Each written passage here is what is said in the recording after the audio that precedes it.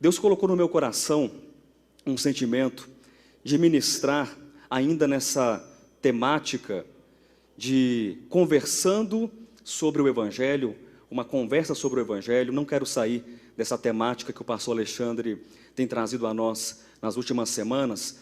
Deus colocou algo no meu coração que eu quero compartilhar com vocês. Um sentimento já de algum tempo, e sempre que eu tenho a oportunidade de ministrar, então eu trago aquilo que Deus coloca no meu coração, que vai sendo cultivado, que vai sendo nutrido e trabalhado no decorrer dos dias e das semanas que Deus Ele propõe algo dentro do meu coração.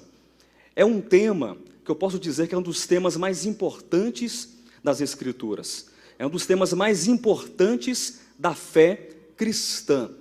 E observe com a devida atenção, quando eu digo fé cristã, eu já de antemão quero avisar a você que eu não estou me referindo ao cristianismo, mas eu me refiro à fé cristã como o conjunto daquilo que é revelado nos escritos que nós chamamos de Novo Testamento. Eu falo dos evangelhos de Mateus, de Marcos, de Lucas, de João, dos demais livros, das epístolas, do Apocalipse. Eu falo da fé transmitida por Cristo por intermédio dos evangelistas e dos seus apóstolos. Então esse tema que eu quero compartilhar é um dos temas centrais das Escrituras. É um dos temas centrais da fé cristã. E nós não poderíamos falar, preste atenção, sobre a ressurreição.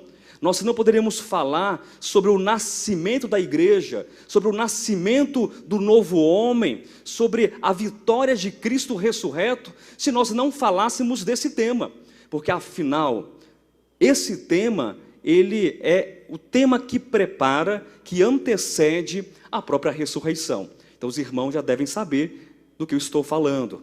É a morte de Cristo, é a cruz de Cristo. Um tema importante.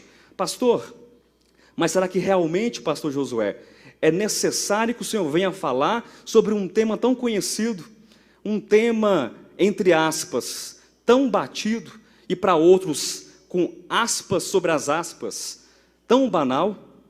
Será que é necessário realmente? Porque eu entendo sobre a cruz de Cristo, eu sei falar sobre a cruz de Cristo. Qual a dificuldade? Eu poderia até mesmo resumir. Deus, soberano, todo-poderoso, um dia se fez carne.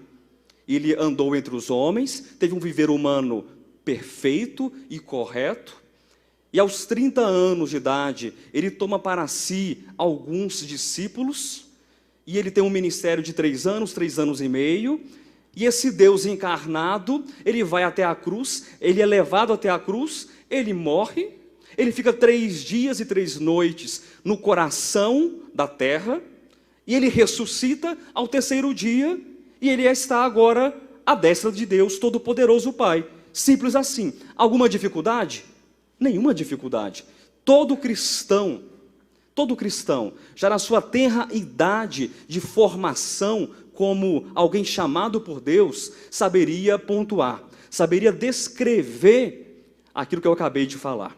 Mas eu não quero que você se acostume tão somente a descrever a estrutura teológica, ou a contar ou a recontar as histórias que nós vemos registradas nas Escrituras. Mas eu quero que você olhe com uma percepção aprofundada para o tema da cruz. Eu quero que você olhe com novos olhos, sempre. Eu quero que você olhe com uma perspectiva de atração, de magnetismo, de entusiasmo, de dependência, como se a cruz de fato ela fosse sempre presente na sua vida.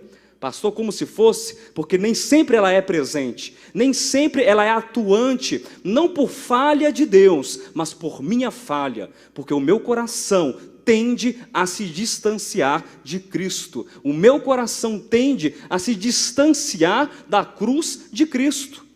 Então eu quero que você olhe para a cruz de Cristo nessa perspectiva, e o tema da mensagem de hoje é o paradoxo da cruz, e o princípio da encarnação.